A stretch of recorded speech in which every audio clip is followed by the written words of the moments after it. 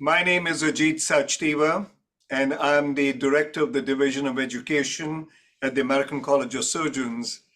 I also have the distinct privilege and honor of serving as co-chair of the steering committee of the American College of Surgeons Academy of Master Surgeon Educators, along with Dr. L.D. Britt.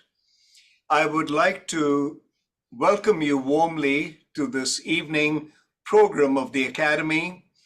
As many of you know, each month we have a virtual grand rounds that alternates with a fireside chat.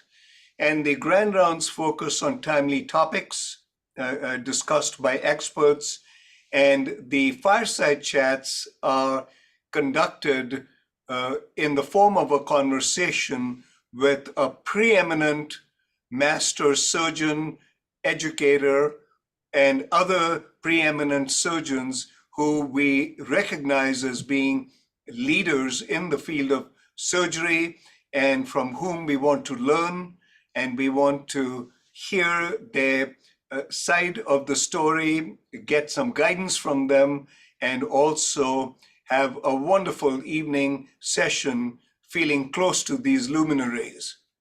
This evening, we are really privileged to have Dr. Fabrizio Michelassi, who will be introduced formally by Dr. Shabahang.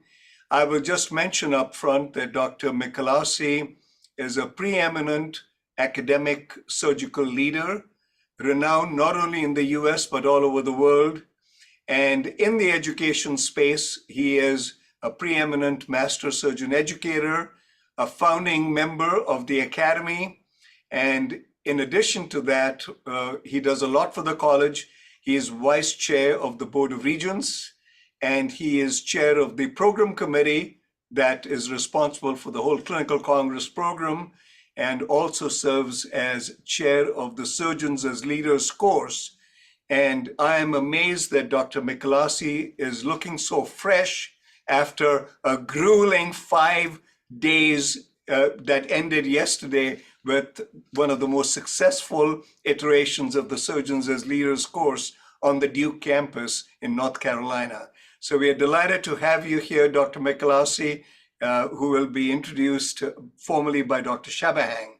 Now, Dr. Shabahang also is a master surgeon educator. He is the chief surgeon of the WellSpan system in Pennsylvania, and he is a member of the Academy, and he has moderated these evening sessions for us with great skill. And I oftentimes tell him that if some of the cable news networks see him in action, they might steal him from the surgical world. So with that, Mo, I will turn over the evening to you. And Fabrizio, we look forward to a wonderful dialogue. Thank you so much. Thank you so much, Dr. Sachdeva, and thank you, Dr. Michelassi. I'm just going to do a couple of housekeeping announcements, and then we'll jump into the conversation. As you look at this, please feel free to put your questions in the chat box. I want to thank all the participants who already sent us questions, and we've tried to incorporate that into the conversation tonight. So please feel free in the Q&A to put any questions, and we'll try to get to them. There is a feedback evaluation at the end. Please feel free to fill that out. Next slide, please.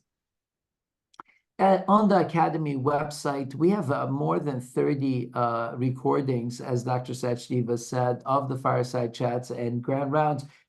We hope that you partake and take a look at some of them, and some great conversations, and some are represented on this slide.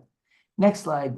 These are some of our upcoming dates for the fireside chats and grand rounds. I will just say on April 18th, we're going to be talking to a wonderful panel about the resident unionization as it's happening in this country. And on May 30th, we have the honor of having Dr. L.D. Britt as our guest for that fireside chat. So please join us for those. Thank you very much, Kate. We can stop sharing. Well, it's my distinct honor to introduce Dr. Michelassi. I have known Dr. Michelassi from afar through many years in the surgical oncology world, and we had the pleasure of co-authoring a chapter a couple of years ago. Dr. Michelassi is the Lewis Atterbury Stimson Professor and Chairman, Department of Surgery at Weill Cornell Medicine. He's Surgeon-in-Chief of the New York Presbyterian Weill Cornell Medical Center. So it's a great honor, Fabrizio, to be having this conversation. Obviously, in preparation for these, we usually will get together and have a conversation, and we did that last week, and going to try to tie some of those themes in this. One of the stories we talked about, we talked about the different phases of your career, the different phases of your journey, and part of this is really to share the journey with our participants and those who will view this recording later on. I want to just start with your journey from University of Pisa in Italy to the United States, and what brought you to the United States. Obviously, you were from a third-generation physician in Italy. What made you make this big journey? Well, first of all, Mo and Dr. Sachdeva, thank you very much for the invitation to this Fireside chat. It's a pleasure to be with you, and it's a pleasure to be with all the attendees that are now online. I honestly did not seek coming to the United States. I was born in Pisa. Everybody knows the town of Pisa. If you haven't been there, you know that that is where the Leaning Tower of Pisa is. Nice university city. My father was a professor at the university, a professor of physics. But as you, Mo, suggested, our family had a couple of generations before me as physicians. My grandfather was a general practitioner in a small town nearby Pisa, and I learned a lot from him. I remember that when I was 10, he would take me on house calls, and I was really impressed by the way he was warmly received by patients and families, and how bound to duty he was. He was called during the day, during the night, weekdays, Sundays, holidays, and whether the sun was shining outside or whether it was a downpour, he would go out and see the patients. Two of my uncles were also radiologists, and then we come to my generation, and myself and 3 out of 4 cousins of mine are all physicians. So I was happy in Pisa. I was going through medical school, and then things happened, and I think that there is a lot of serendipity in our life. And what happened was that an anesthesiologist from the United States, an Italian anesthesiologist working in the United States, actually working in New Jersey, came to visit University of Pisa, and he met with some of us residents, some of us medical students, and probably jokingly said, you know, any of you who wants to come to the States just to see how medicine is handled in the United States, probably that's what they should do. And this is my card. This is my address. And I was curious about that. And I came to the States and spent several months in this hospital in New Jersey with this anesthesiologist. And everybody kept telling me there that really, if I wanted to see a big hospital and a big academic center, I really needed to go and visit some other centers, whether it was Hopkins, whether it was University of Pennsylvania, whether it was the Brigham, the MGH. They're all on the East Coast, obviously, from New Jersey. And one physician in particular said, you really need to go and visit the MGH. I didn't even know what the MGH was. I didn't even know where it was. And they said, well, it's in Boston. And so I look on the map and I figure out that Boston was just a little bit north and east from where I was. And one day I went by bus to Boston, and I introduced myself to the information desk there. And I said, I'm a medical student from Italy, and I would like to meet with the chair of surgery. Now, this is pretty outlandish if you really think about it. But they sent me to the office of the chair of surgery on the fourth floor.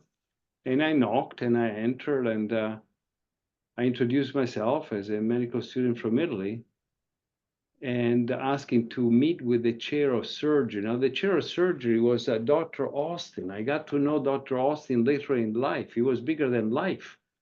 He became president of the American Surgical Association. He became president of the American College of Surgeons.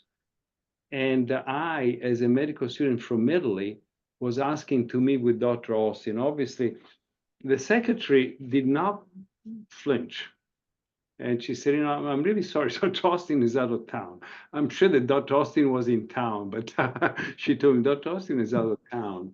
And but she was kind enough to let me meet with other physicians at the MGH, and that led later on to spend time at the MGH, and really led to falling in love with the American residency in surgery. Mm-hmm. And there was no question at that point that I wanted to come to the States to be a resident and to become an independent, autonomous surgeon. So it was really a story of serendipity that then led to a decision to come to the States and then spend all my professional life in this country, very happily so. One of the comments that stuck with me when we were talking about this, you've talked about serendipity, but you qualified it with serendipity with a degree matched by a level of readiness. Can you elaborate that for our participants? Yeah, I think that, nobody can plan on serendipity. Mm-hmm. You never know when things happen. You never know when a door will open. But everybody can be persistent, and usually persistence, in my opinion, will eventually be rewarded by opportunities. And when the opportunity occurs, you need to be ready to take it. Mm-hmm. And so it's a balance of serendipity, persistence, grit, opportunities, and then readiness to take that opportunity and do the best you can with what is being given to you. And so that kind of takes you to the next step of your residency at NYU. And you talked about mentorship and kind of mentorship that you received, and that being a fork in the road for you. Yeah, I was lucky to match at NYU. And at that time, the chair of the Department of Surgery was Dr. Frank Spencer, another giant in surgery, cardiothoracic surgeon, also president eventually of the American College of Surgeons and president of the American Surgical Association. The faculty there was exceptional. I think that we had a magnificent training. Many master surgeons. Dr. Arthur Localio was a GI master surgeon.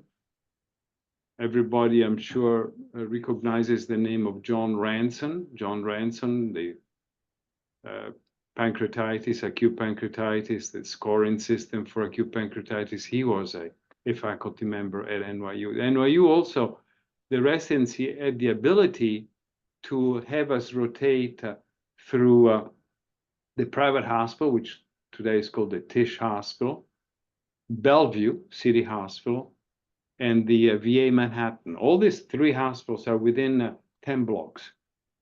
So whether you're rotating at the private hospital at Bellevue or in Manhattan, you have two things. One, every educational conference you could easily go. M&M, Grand Rounds, you will go, independent of where you are.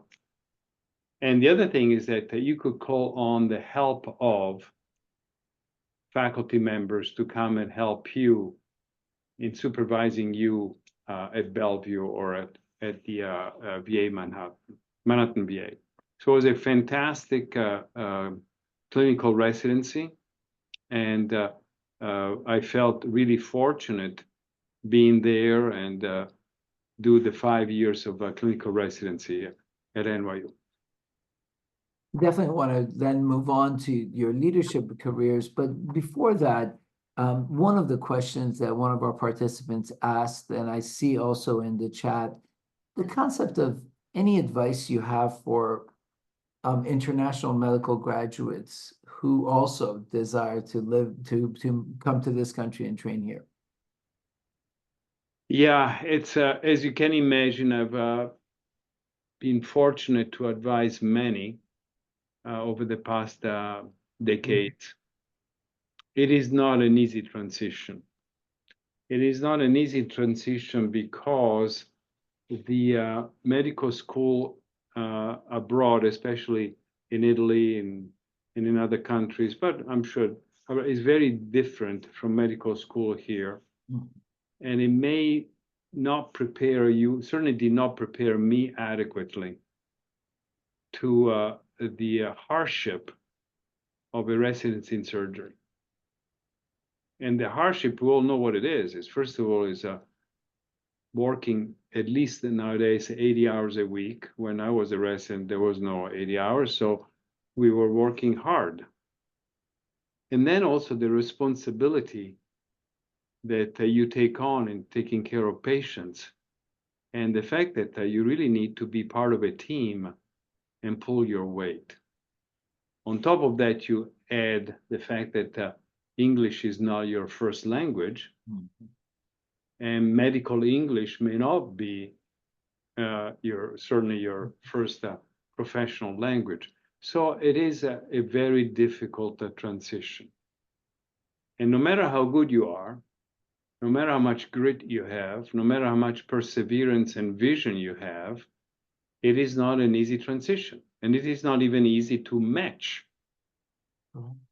Now, if you look at the stats, probably 1/3 of all positions, residency positions, go to international medical graduates nowadays. So there is obviously room for international medical graduates. You really need to try to find the residency that you like, the residence that you would love to attend, and try to match that. That is sometimes the difficulty. And if you now I look at from the point of view of a chairman of a department of surgery, I look at from a point of view of a program director. I was program director for 7 years when I was at the University of Chicago. For us, it's very also quite difficult to evaluate candidates, because if I have American trained medical students come to me, they come to me with the record, the scholastic record, come to me with the dean's letter, they come to me with letters of introduction from other colleagues.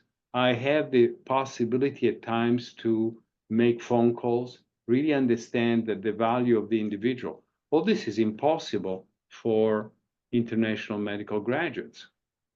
I may know some colleagues in Italy, but I don't know colleagues in India, or I don't know colleagues in Japan, or I don't know colleagues in Senegal. So it's very difficult to compare and evaluate. And so the natural tendency for all of us is to go with what you know, rather than invest on what you may not know. Yes, yes. So you then, obviously, so your first job was in the University of Chicago, and we were talking a little bit that you really practiced everything in surgery when you started. in the whole alimentary tract and maybe even a little bit of vascular and so on. What were some of the big transition points as a clinical surgeon that stand out? Well, first of all, it's a transition to a new city, transition to a new department of surgery where I didn't know anyone. And that is frequently what happens if you take up an academic post somewhere else where you're not being trained. The University of Chicago was a wonderful place, absolutely fantastic. It is the hospital is in the same campus as the university. You really breathe an academic environment, an academic atmosphere. The Department of Surgery at that time was led by Dr. David Skinner, another giant in surgery.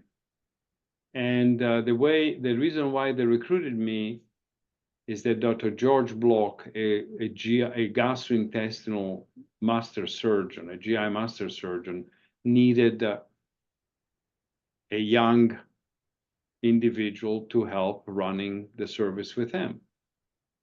And the two of them, Skinner and Dr. Block, really were instrumental in my initial development on two different levels. Dr. Block was the master surgeon, someone that I could go into his office and say, I've seen this patient, this is the X-ray, this is the CAT scan, this is what I'm thinking of doing, do you agree or not? And he was so good that he was saying, yes, I agree, or no, I don't agree. Have you thought about this and that? Mm-hmm. He also demanded, and I put it on quote, demanded that we make rounds together every day, which now looking back was a good way for quality assurance, making sure that I wasn't doing stupid things or strange things. And also for me to learn from him. He would show me on rounds how to handle patients, how to examine patients. It was an incredible experience. Dr. Skinner was the visionary. He was really a visionary. And he was really an incredible mentor, to the point where he would spontaneously call me and all the other assistant professors routinely, every 6 months, every 8 months or so. And in 10 minutes, no more than 10, 15 minutes, he would ask us one-on-one what we had accomplished in the past 6 months, what was our plan for the future 6 months. And at that point, I would agree, disagree, advise, and suggest. And those kind of quick mentoring sessions span everything from clinical surgery to research, to academic surgery, to membership in societies, to opportunities, and so forth, to the point where I went there, and 3 years later he left. And actually, ironically, he came to be president of the hospital where I'm working now. At that time was called New York Hospital, now it's called New York Presbyterian Hospital. But after he left, I remember that every year I would come to New York just for the privilege of talking to him for 15 minutes, 20 minutes, and receive his mentoring. That was really invaluable. Amazing. So you would come from Chicago to New York just for that 15 minutes. Fabrizio, when we were talking prior to this, and you've mentioned it, the concept of mentorship has been, obviously for many it's important, but you've mentioned that a lot. And the question I want to ask is, as you think about all the mentors you've had, what made them special as a mentor? And what lessons have you applied as you mentor others? Well, all of them were incredible individuals, great expertise, great experience, and they were ahead of me by, probably 2 decades at least. ahead in age, but also ahead in terms of academic growth. And so meeting with them, with my issues, with my challenges, with my problems, they already knew the solution. And they were able to tell me the solution simply and effectively. And so they really helped me taking one step after another. And I try to do it now for my residents. I try to do it now for my faculty. I try to do it now for new chairs that come into the institution. I try to do it for anyone who wants to hear my opinion and my advice. Not that they need to follow it, but certainly they can hear it. And I think it's extremely beneficial. And what I tell my residents and my faculty is that you need just more than just one mentor. No one can mentor you in every single aspect of surgery or life, professionalism, and so forth. So you need multiple mentors. You may want to have mentors within this department, outside of this department, within this institution, outside of this institution.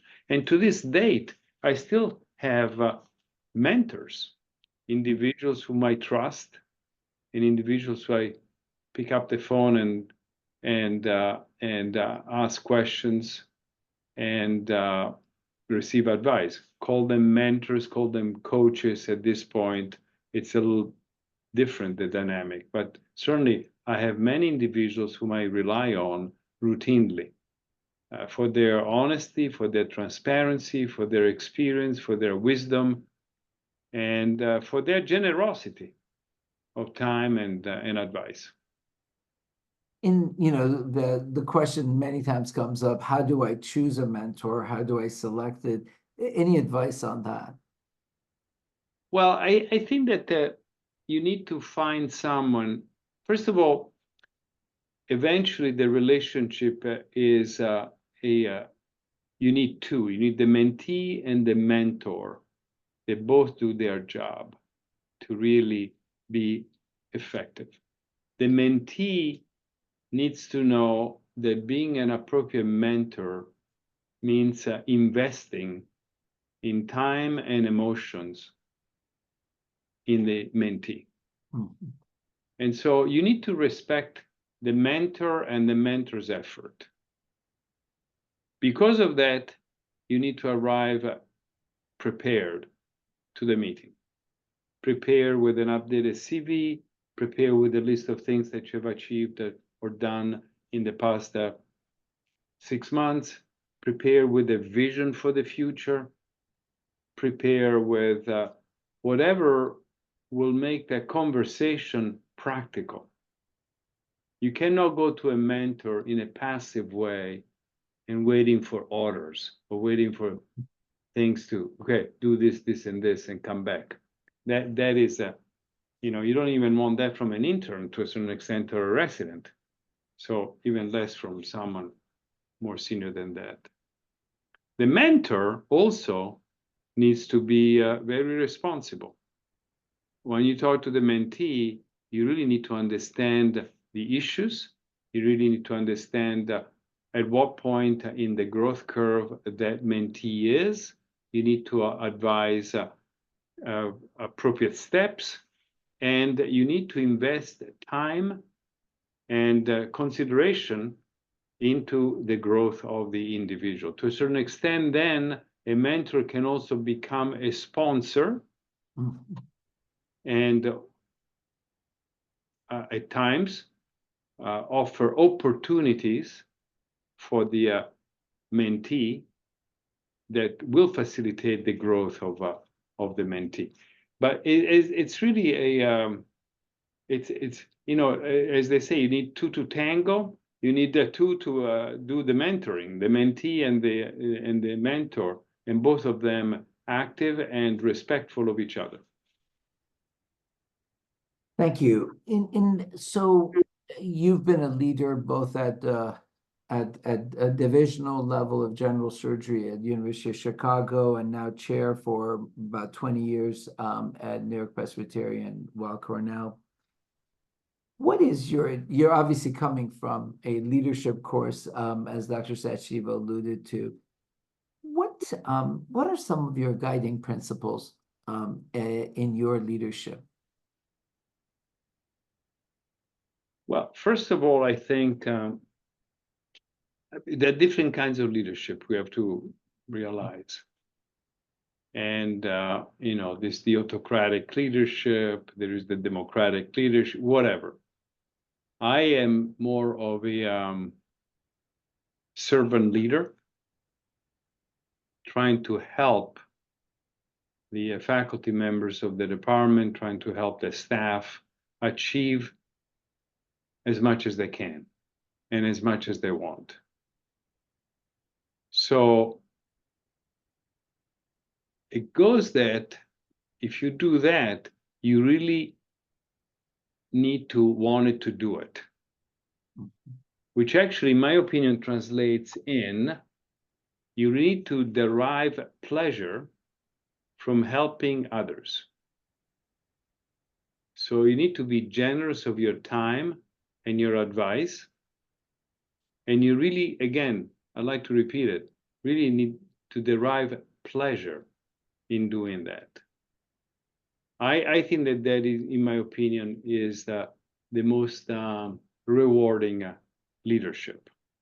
Yes. Now, leadership also means, on the other hand, try to create a vision for the department, try to create a vision for a division, try to create a consensus, try to create a family. I really believe in that, a family, a professional family, whereby everybody helps each other and everybody tries to look after each other. And good thing we're a family in 2020 when COVID hit New York.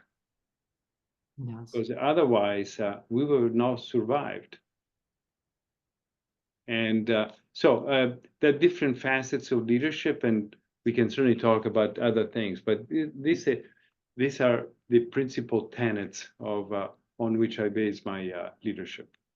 The things that kind of stand out to me are the servant leadership and the concept of, the enjoyment out of seeing others grow. Did you always have that philosophy, or has that evolved through the years? What was your, and I'm asking three questions in one, but, what was the reason you wanted to be a leader? Oh, that's a difficult question to answer. And but Especially when I put three. I think that some things I think I learned from my parents and from my grandparents. When you talk about transparency, when you talk about humility, fairness, equanimity, generosity, I have to say that I learned those from my parents and my grandparents. And I think that those are good personal qualities in a leader. Now, you can be generous, you can be equanimous, you can be transparent. You don't need to be a leader. Somehow I felt, well, let's put it this way. First of all, in medical school, I met a fantastic surgeon, the chairman of the Department of Surgery at the University of Pisa, who was obviously a leader and was obviously a fantastic clinical surgeon. So all of a sudden, I liked him so much that I wanted to emulate him. Certainly becoming a good surgeon, as good as I could, but potentially also being a leader, leading people to a better self, leading people to a vision for the entire community, with their help, together. And I said again, developing consensus. Yes. So I don't know when it started, but it to me it was an idea that started probably early, maybe even before medical school, I don't know. But it's something that, again, will give me pleasure, not to be called the leader, but actually to help everybody else in achieving something and becoming better than when you started. Yes. You have, you have been the president of the Society of Surgical Oncology, the president of the SSAT. You've been an educator, a researcher, funded researcher. And I'm not saying this, don't to put you on the spot, but you've received a major honor for this award, the Commendatore Award from the President of the Republic of Italy. These are major accomplishments. And yet, as we have talked, and as obviously anyone who knows you, there's a fundamental humility in you. How do you keep humble despite the achievements? Well, I hope I keep humble, first of all. I don't want to look any different. It goes back to, I honestly think it goes back to my parents and my grandparents, and the quality they try to instill in me and my cousins and everybody else. So that's it. And I'm grateful that I was recognized by a couple of societies that you mentioned. I'm grateful for the award that I've received, and obviously very happy when you receive an award and a recognition. But the happiness in my journey was, it's really basic, was taking care of patients. I really love to take care of patients. I really love, as a surgeon, to fix a problem and see your results within hours. There's no question whether you've done well or you've done poorly. I also derive great pleasure in educating and teaching medical students, but even more the residents. The residents are our future in our discipline. I really derive great pleasure. I also derive great pleasure in asking questions, clinical questions, doing outcome research, doing prospective randomized studies. I really derive a pleasure in doing that.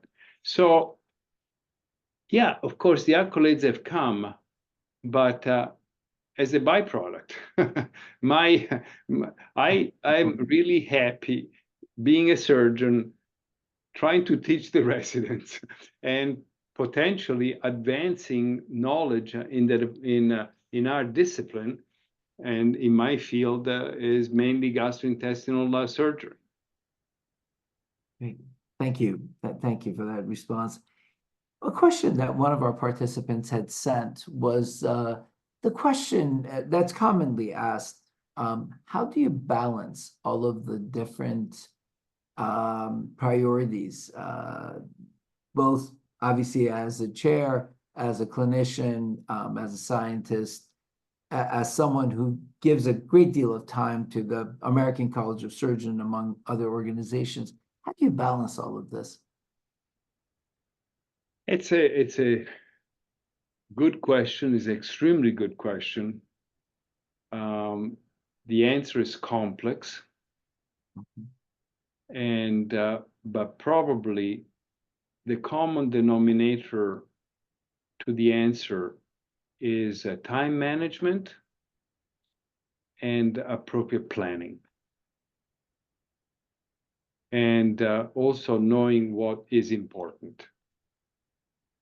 So these three things, I believe, are essential. Time management is extremely important.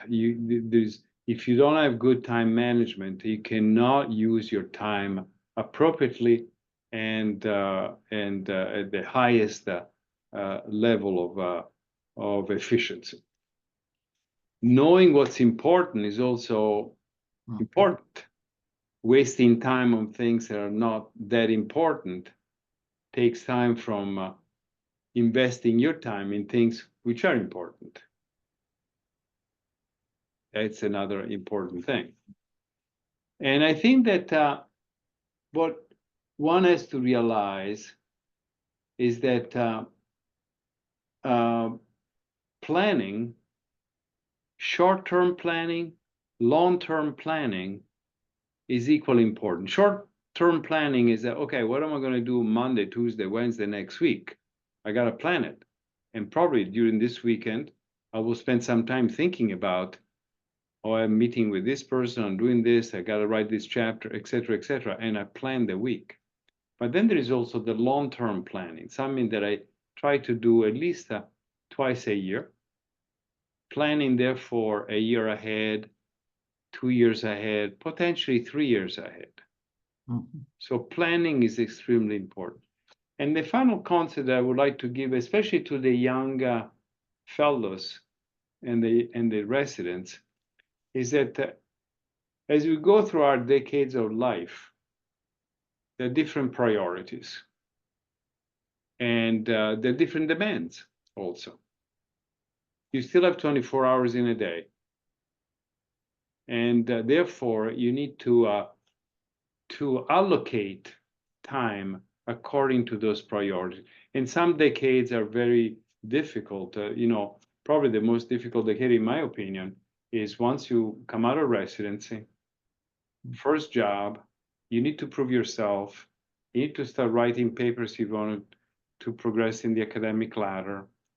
Obviously, you need to do things that have been asked for you to do. And on top of that, probably you have a young family that requires your attention, your contribution. At times, there is not enough time in a day to get to all this. Hence, it is really important to plan. Hence, it is really important to know what's important. Hence, it is extremely important to have outstanding time management skills. I mean, there's so much in that prioritization and the time management. One of our participants had asked the question, if you could change, it's a difficult question, because if you could change one thing in your professional career, what would that be?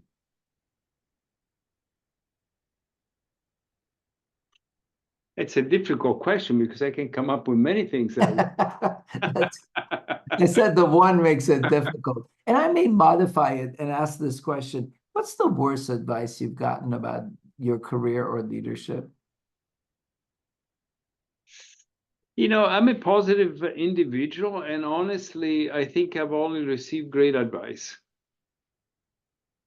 And so going back to the original question, what would you different? Frequently I'm thinking, should I have invested more in translational research?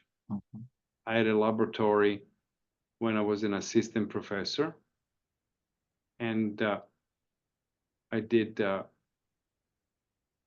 interesting things in the laboratory. But then different things, different activities, one thing and another, by 10 years into my tenure at the University of Chicago, became chief of the division, other things, program director, busy surgeon, etc. The laboratory took a second place. Maybe I could have continued that, because that's another way to contribute to society, new knowledge. Another thing that sometimes I think about now as a chair, what about if I had gotten an MBA? Would have been different. I know that it is not necessary to have an MBA as a chair of surgery, and I only know a few chairs of surgery with an MBA.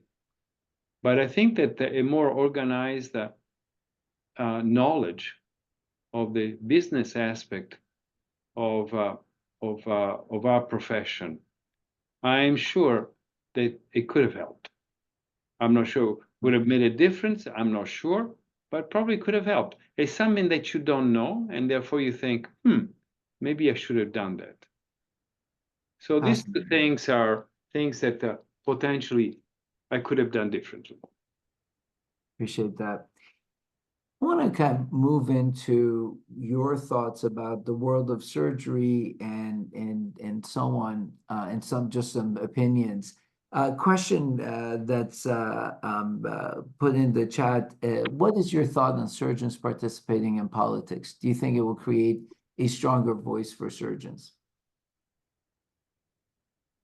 I think that I know of some surgeons who are absolutely excellent at that. And I think they represent our profession.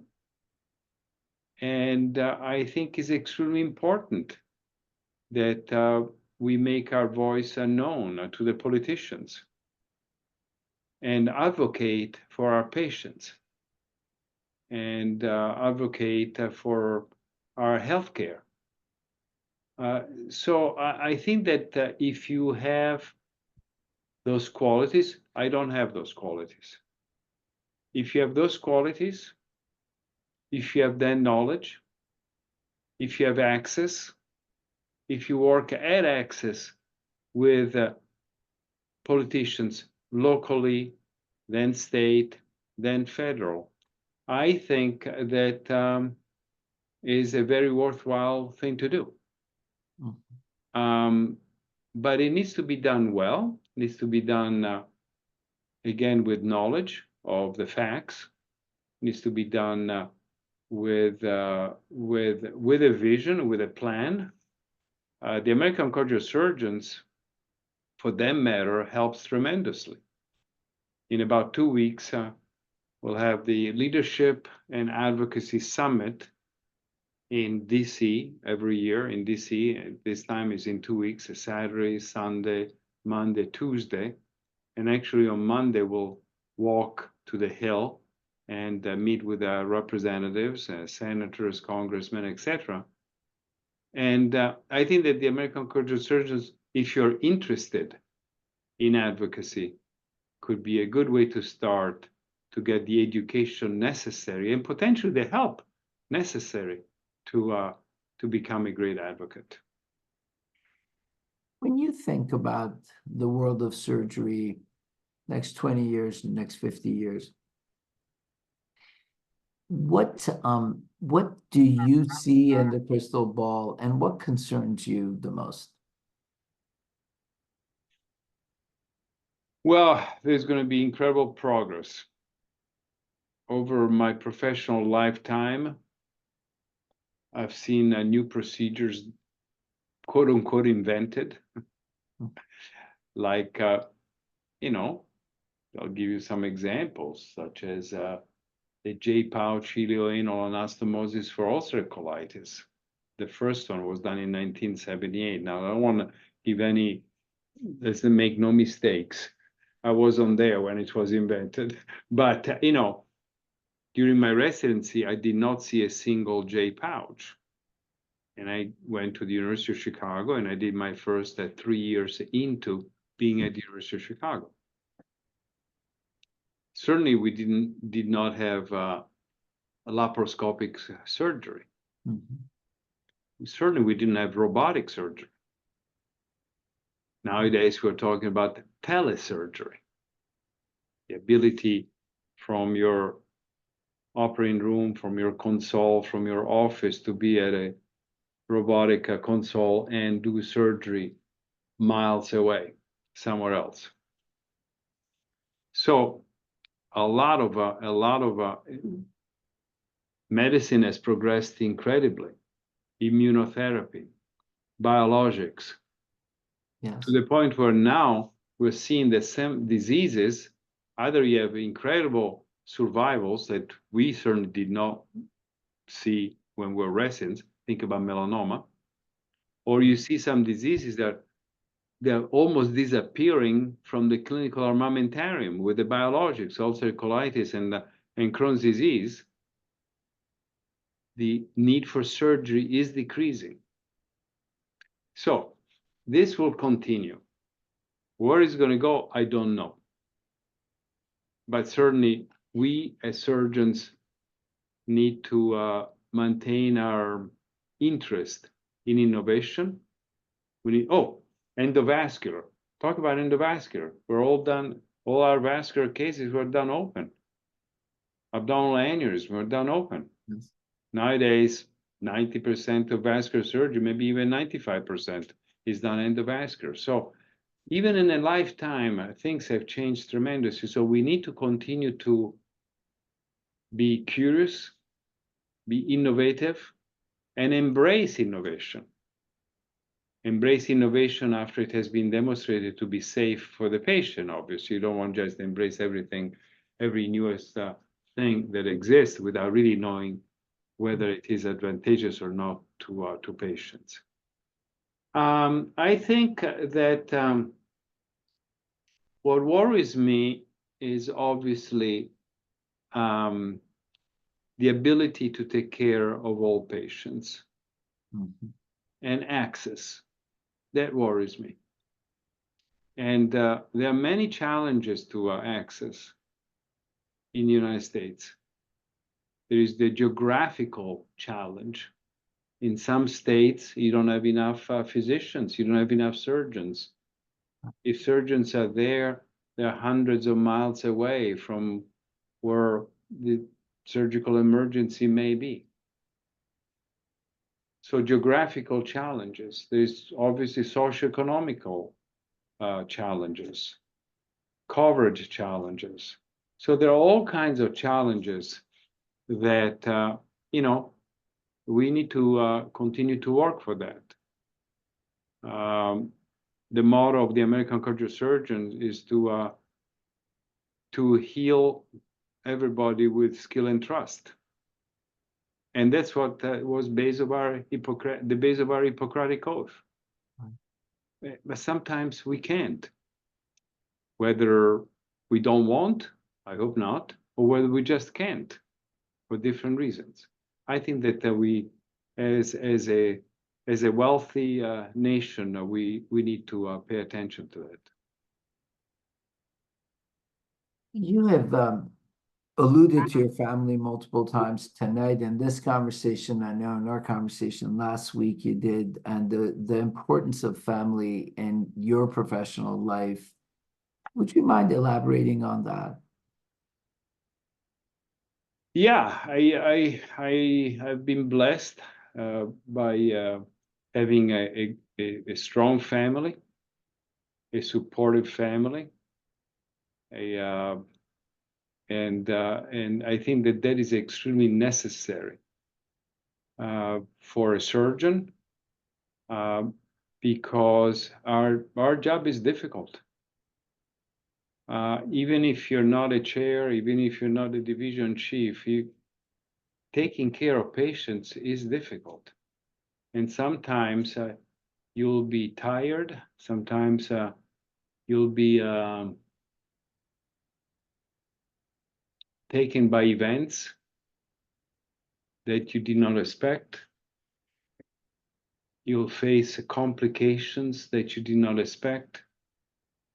You will ask yourself whether you did the right thing. You'll question yourself. So having a balanced personal life and family life is extremely important. That offers me the opportunity to rebalance myself at times. Mm-hmm. Now, I don't want to sound like a surgeon just needs to be a taker of the advantage of having a family. You have to work at that. You have to work at that in cultivating the family. You have to work at that with your spouse. You have to work at that with your kids. Hence, we go back to the time management, Yes. making sure that the time management, you have time for your family. I always try to do that. And whether it was be sure to be at the Halloween parade for my kids when they were in, in kindergarten or whatever, or being obviously at the birthday parties or on weekends going out together. I made sure that happened. Did it happen as frequently as I wanted? No. Was it scheduled and sometimes I couldn't because it was an emergency? Yes. But I tried. And I think that in the end, my family recognized that, and we have a strong bond that is helping me on every day here at work. I want to leave with the question of actually leave with the question of for our participants and people who view this recording, what you've given a lot of advice and shared from your life tonight. Any final parting words that you would like to leave as we end the session tonight? Medicine and surgery is a wonderful profession. And I would do it all over again, if given the possibility. And I think it's a profession where you can be useful to other human beings. And in doing so, you are rewarded constantly. And so sometimes when you're too tired, or sometimes when you've had a mortality, or sometimes when the outcome has not been, let's remember that we did our best.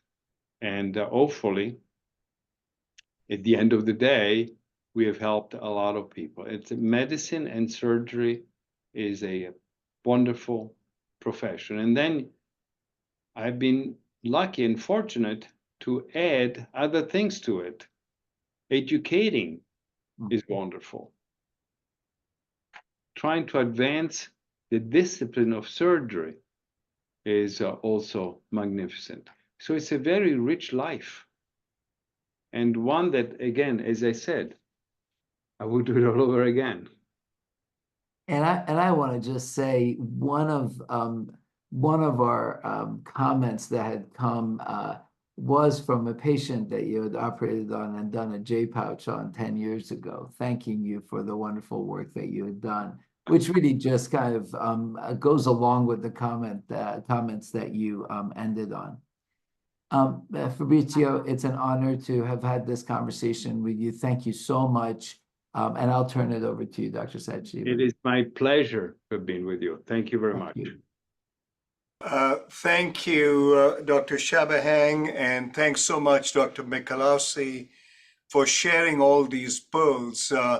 There are so many things we have learned from you during this short period of time, from your personal history, the importance of taking charge and taking responsibility for your future. You have touched upon mentorship issues, multiple mentors, active partnerships between the mentor and the mentee, the sponsorship that mentors provide, and the co-production, the feeling of being together and transforming each other and the environment in which that interaction occurs. You've touched upon the leadership principles and the values, the core values of being successful as a leader. You have mentioned the influence of role models, both in your own life and what you've done for others, the joy of teaching, and then a lot of management things like effective time management, short and long-term planning, reflection, establishing priorities.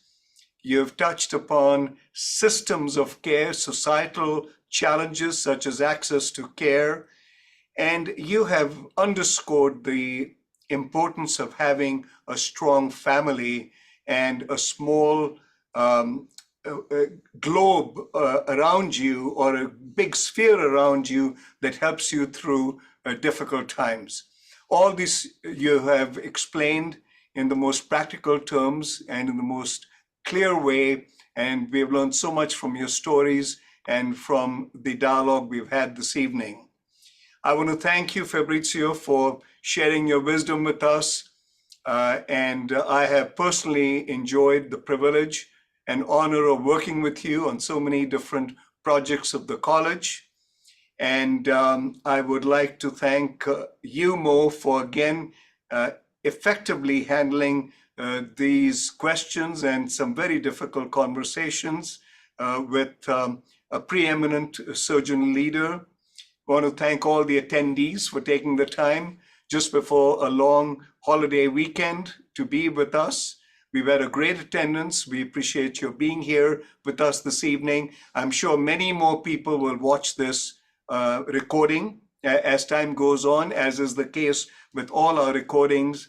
I would like to thank the staff, especially Kate Kimmick and Caroline Forker, who have made all the arrangements and everything has gone so smoothly. So thank you all for being here.